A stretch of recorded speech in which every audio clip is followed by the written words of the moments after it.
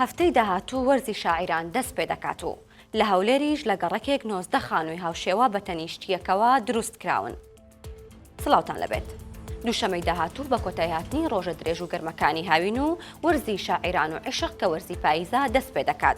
لە کاتژمێر 9:20 خولەکی شەوی 22 ئەیلولی 2025 دەچینە ناو یەکەم ساتەکانی وەرزی پاییز لە نیوەگۆی باکووری زەوی و هەرێمی کوردستان. ئەم وەرزە بە زەردبوونی گەڵای یارەکان، نزمبوونەوەی پلەکانی گەرما و یەکسانبوونی ماوەی شەو و ڕۆژ دەناسرێتەوە. جا ئەم وەرزە وەرزی عیشق و شاعیران و لەلایەکی ئەدەبیاتی کوردی لە پاییزدا نووسراوە. وەک چۆن گۆرانی شاعری مەزن لە وەسفی پاییزدا دەڵێت: پاییز پاییز بووکی پرسەرد، من مات تۆزیز هەردوو هاودەرد.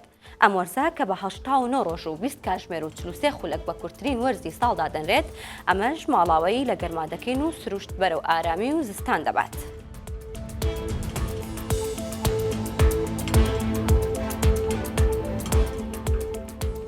شۆفێرانی بارهەڵگری مەرزی پەروێزخان گربوونەوە و ڕێگای کەلات بۆ خانەقینیان داخست.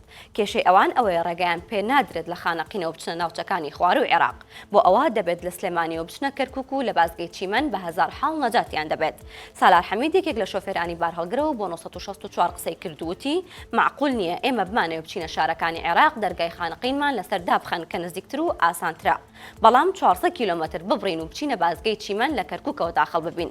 وەگەوەی ئەو شۆفێرە باسی دەکات هەر دووریەکە نا، لە پەروێزخانیش و لە بازگەی چیمەنیش دووجار گومرگیان لەوەردەگیرێت. وەک دەڵێت ئەمە نەخوا قوبوڵی دەکات نە پێغەمبەر. ئەوان 3 مانگە لەو حاڵەدان، بەڵام بەوتەی ئەو شۆفێرە کەس گوێیان لێ ناگرێت و نان و بژێوی 2700 خێزانیان بەلاوە گرنگ نییە.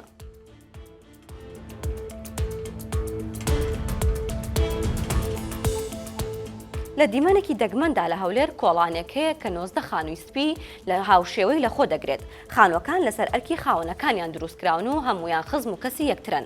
ئەم دیزاینە ناوازەیە لە کاتێکدا جوانێکی تایبەتی بە گەڕەکەکە بەخشیوە، زۆرجار میوانەکان تووشی سەر لێ شێوان دەکات و بەهەڵا لە دەرگای دراوسەکانیان دەدەن.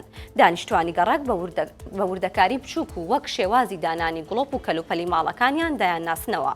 ئەم یەکگرتوویە بۆتە هۆی بەرزبوونەوەی نرخی خانوەکانی ئەو گەڕەکە بە شێوەیەک پێشتر 7000 دلار بوو، بەڵام ئێستا 10,000 دلار زیاتر بەرز بۆتەوە.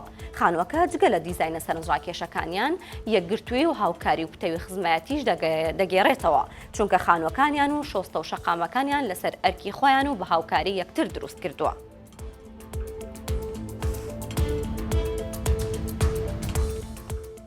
لە پارکی شار لە قەڵاتزێ کە شوێنێکی کۆبوونەوەی گەنجانی شارەکەیە، چاخانەیەک شێوازێکی سەرنجڕاکێش و کوردەواریانە بەکاردەهێنێت، بە شێوەیەک لە جاتی کورسی و مێز ڕاخەر و بەڕەدا دەخات.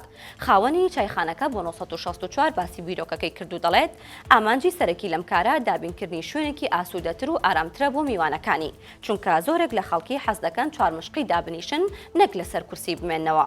میوانەکانیش پۆل لەسەر ڕاخەرەکە دانیشتون، هەروەک ئەوەی لە دیوەخان بن و سەرگوزەشتە و بەسەرهاتەکانیان بۆ یەکتری دەگێڕنەوە.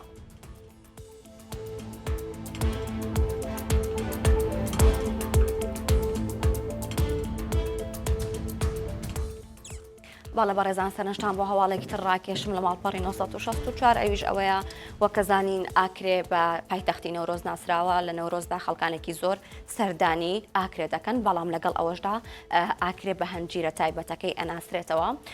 بڕیارە لە ڕۆژی پێنجشەممەوە فیستیڤاڵی بەرهەمە خۆماڵیەکان لە ئاکرێ دەست پێ بکات و فیستیڤاڵەکە بۆ ماوەی 3 ڕۆژ بەردەوام بێواتە ڕۆژی پێنجشەممە و جومعە و شەممە.